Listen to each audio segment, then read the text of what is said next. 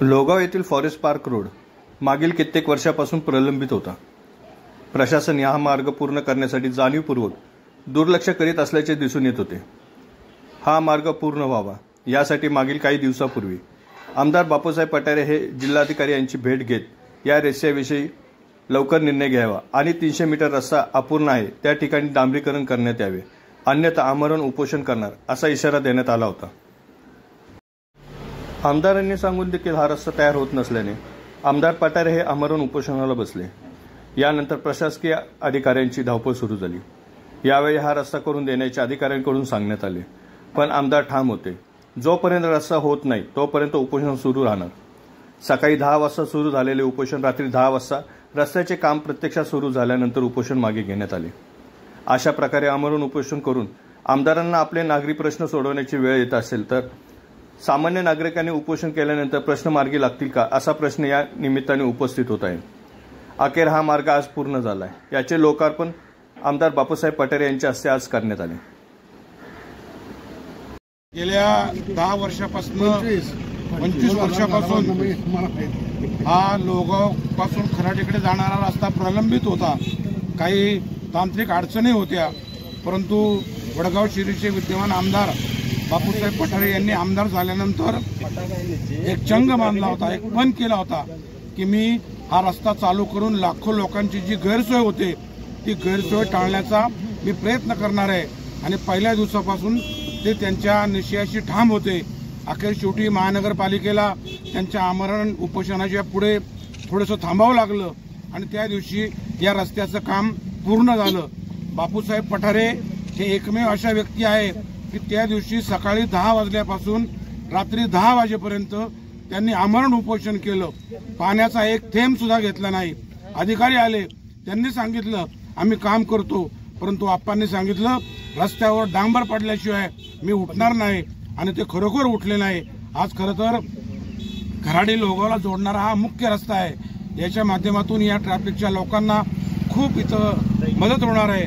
खूप अपघात झाले, खूप लोकांची त्यांना हाडाचे आजार झाले। आप्पा तुमचे मनापासून आभार।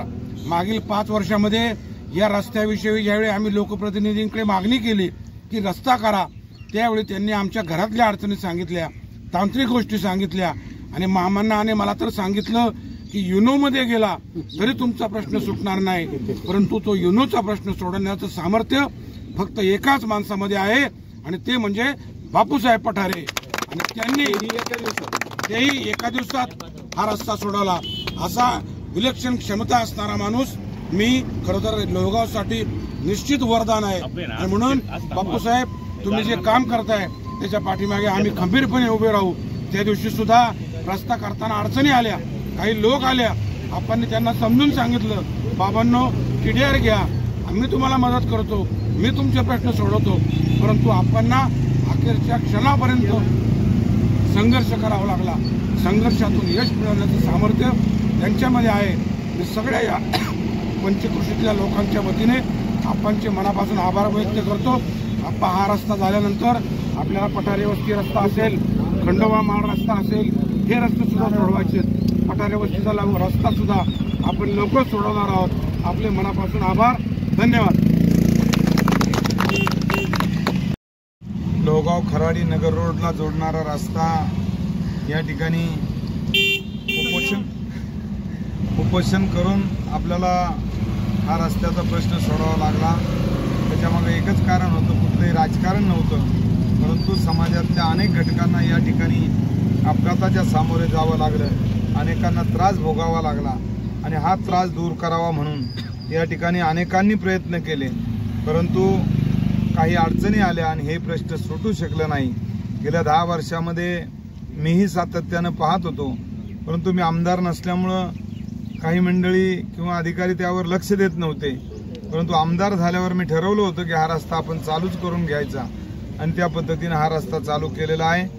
येणाऱ्या भविष्याच्या काळामध्ये आपण पेट्रोल लाईनचा सुद्धा रस्ता करणार आहोत आणि जे काही लोहगावला जोडणारा मुख्य 100 फुटी रस्ता सुद्धा आपण येणाऱ्या या वर्षामध्ये जोडणार आहोत आणि तेही काम आपण त्वरित सगळ्यांनी हाती घ्यायचंय।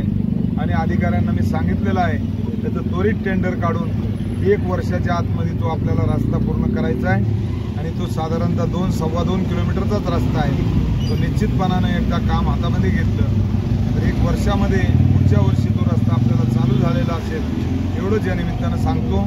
आपलं सर्वांचं सहकार्य झालं आणि त्यामुळं अधिकारी वर्गाने त्याची दखल घेतली आणि पुणे महानगरपालिकेने हा रस्ता एका रात्रीत पूर्ण केला. त्याबद्दल त्यांचेही मनापासून आभार मानतो. सर्व जमीन मालकांचे आणि सर्व ग्रामस्थांचे आभार मानतो. नागरिकांचे आभार मानतो की त्यांनी त्रासाला सामोरे जाऊन एक दिवस अडचण सोसली. त्याबद्दल त्यांचेही मनापासून आभार मानतो आणि आपल्या सर्वांना धन्यवाद देतो. जय हिंद, जय महाराष्ट्र.